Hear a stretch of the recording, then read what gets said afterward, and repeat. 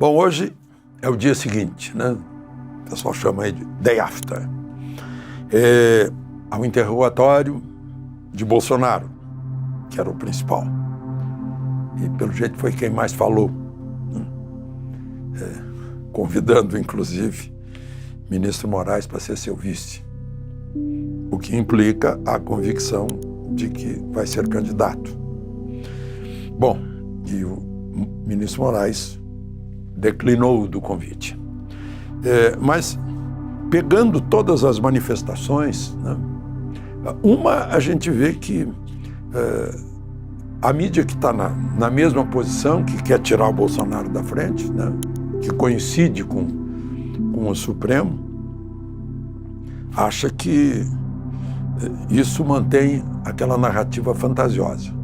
Mas claramente os juristas, os observadores dizem que foi ótimo que tenham publicado esse interrogatório, ou seja, o processo deixou de ser sigiloso, secreto, né, para ser público. E aí as pessoas perceberam,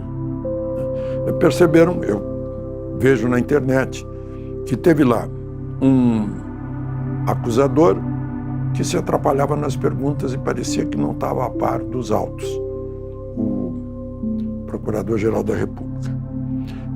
O juiz condutor do processo, que não parecia juiz, parecia sim promotor acusador, né? E que fazia intervenções que não são típicas de um juiz. Ele não é um juiz de carreira, ele é um promotor de carreira, a natureza dele é de acusador. E havia um juiz de carreira que fez perguntas certas, né? Inclusive levantou um caso que é crucial. Estão baseando tudo no tenente-coronel Cid, né, que todo mundo viu, o Brasil inteiro viu, que ele prestou um depoimento sob ameaça de voltar à prisão, de incluir o pai dele, a filha mais velha dele no inquérito, né? Aí, ministro Fux, juiz de carreira, lembra que 9 depoimentos de um colaborador premiado significam nenhum, né? Porque mostra que não tem uma versão. E já o Supremo já decidiu isso, inclusive na Lava Jato, que delação premiada sem a prova material que confirma a delação premiada não é delação premiada, não vale para o processo. E depois a questão da tal minuta, que seria uma espécie assim de prova essencial, que de repente, mas não está nos autos. E a tal minuta que estava na casa de André Mendonça era um rabisco com erros de português de concordância que não sabia nem o nome de um tribunal, né? E a outra, a minuta de um decreto completamente dentro da Constituição. Um decreto que, se houvesse indícios materiais fortes, contundentes, de que teria havido fraude na eleição, né? Então viria esse decreto que teria que passar por 2 conselhos, né? Está na Constituição, e teria que ser submetido ao Congresso Nacional. Chamar isso de minuta de golpe, tem que haver muito esforço de emoções. Agora, esse é outro problema, que dá para constatar. Excesso de emoções leva a erros. Um julgamento desse tem que ter frieza, isenção, equilíbrio. Bom, esse é um examezinho de day after. Vamos ver se tem mais alguma observação aqui para a gente falar a respeito, né? Bom, uma outra questão é lá com... Eu fico me perguntando, né? O general Braga Neto, um general de 4 estrelas, foi ministro do Gabinete Civil, foi ministro da Defesa, está preso desde dezembro. E a alegação era de que ele teria se insinuado com o tenente-coronel Cid para saber o que ia dizer, então ficou afastado para não prejudicar. Mas já foi feito o interrogatório principal, será que ainda há motivo? Ele ainda pode falar com outros interrogados e alterar-lhes o depoimento, né?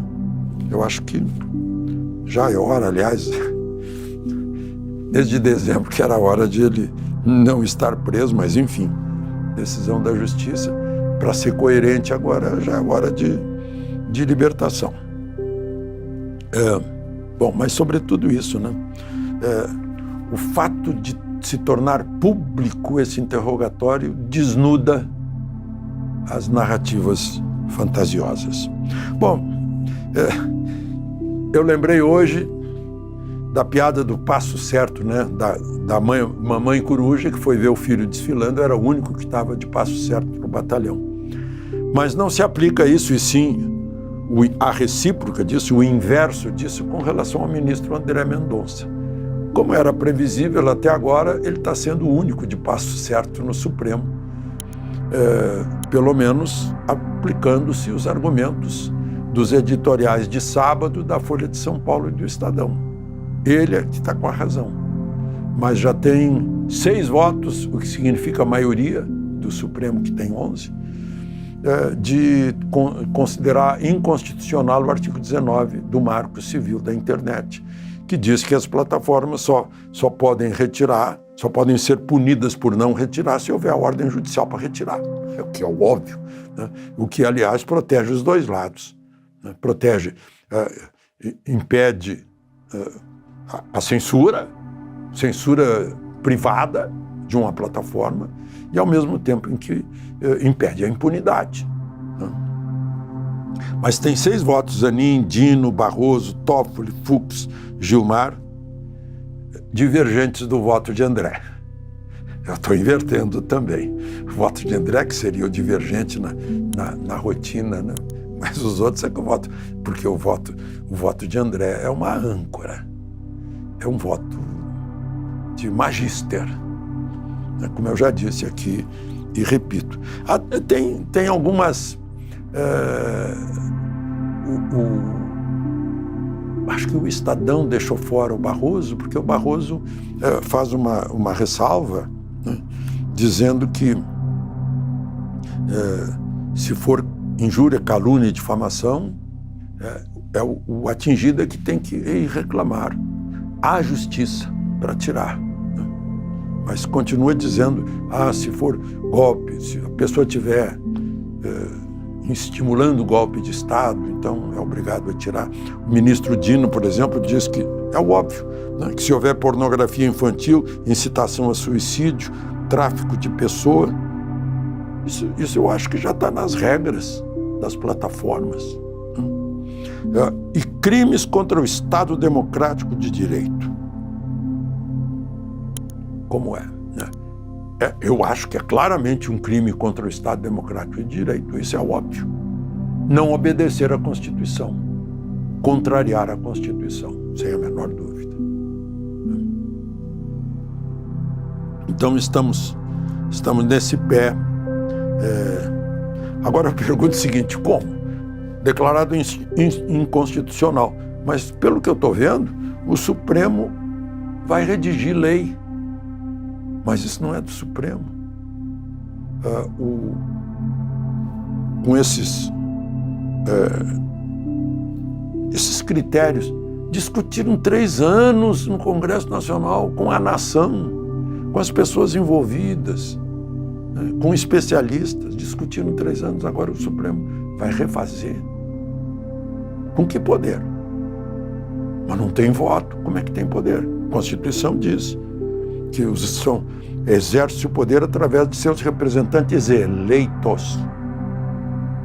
Democracia é quem tem poder de fazer leis. São os representantes eleitos do povo. De Brasília, Alexandre Garcia.